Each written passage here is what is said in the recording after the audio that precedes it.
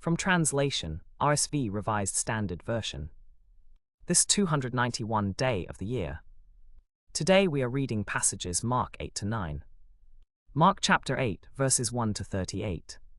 In those days when again a great crowd had gathered, and they had nothing to eat, he called his disciples to him, and said to them, I have compassion on the crowd, because they have been with me now 3 days, and have nothing to eat. And if I send them away hungry to their homes, they will faint on the way, and some of them have come from far.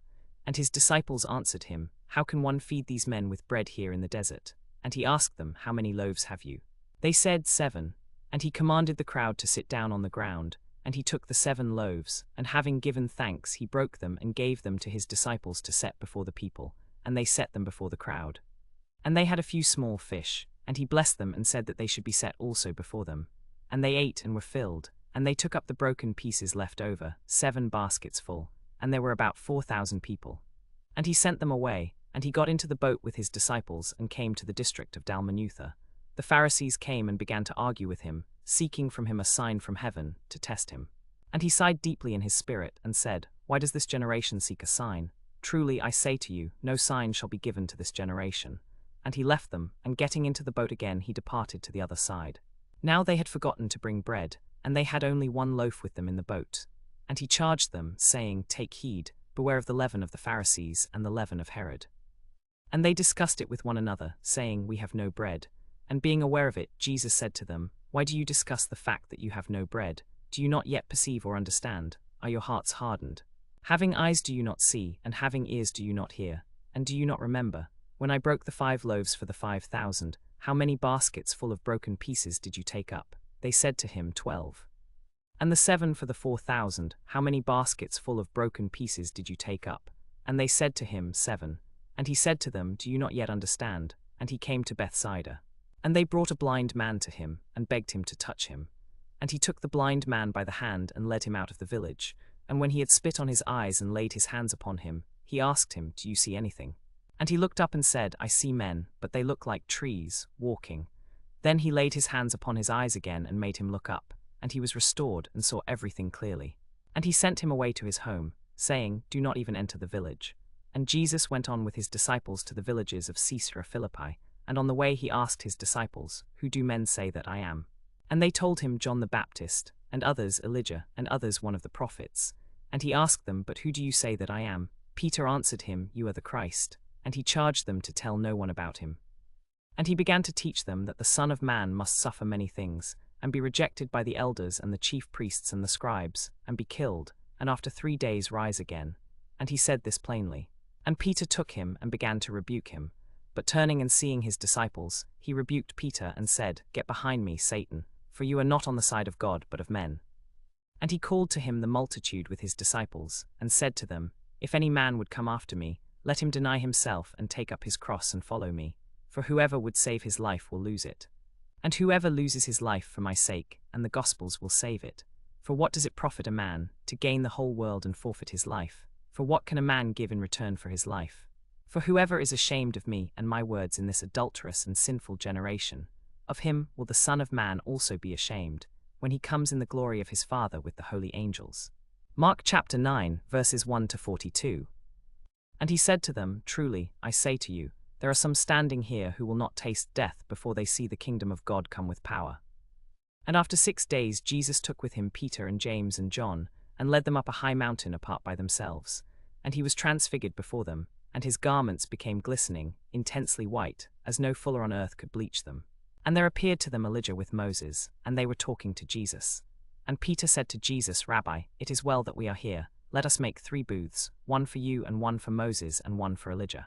For he did not know what to say, for they were exceedingly afraid. And a cloud overshadowed them, and a voice came out of the cloud, This is my beloved Son, listen to him. And suddenly looking around they no longer saw anyone with them but Jesus only. And as they were coming down the mountain, he charged them to tell no one what they had seen, until the Son of Man had risen from the dead. So they kept the matter to themselves, questioning what the rising from the dead meant. And they asked him, Why do the scribes say that first Elijah must come?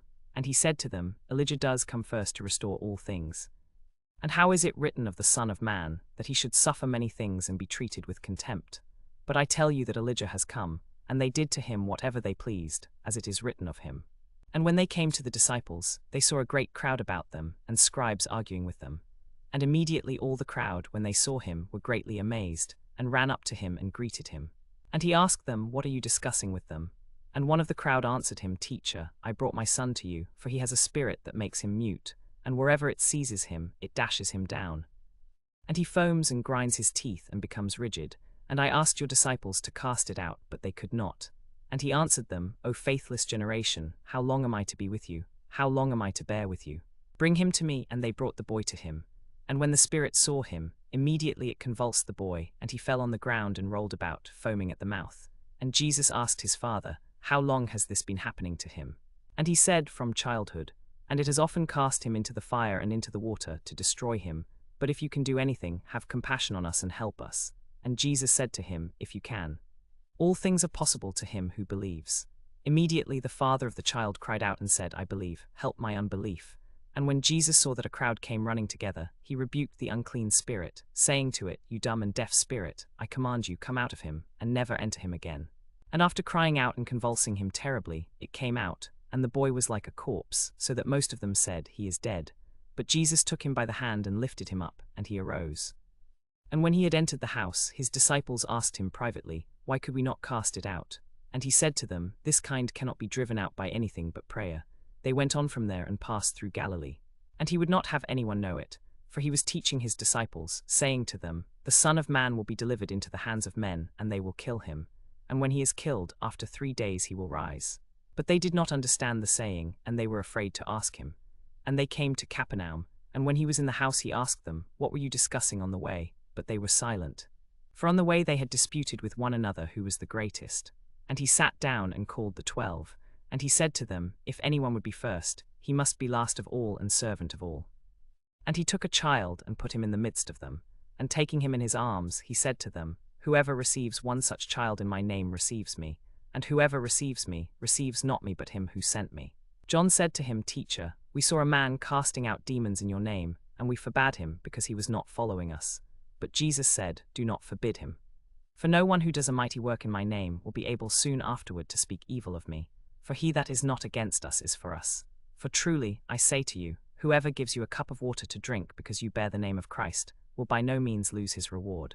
Whoever causes one of these little ones who believe in me to sin, it would be better for him if a great millstone were hung round his neck, and he were thrown into the sea.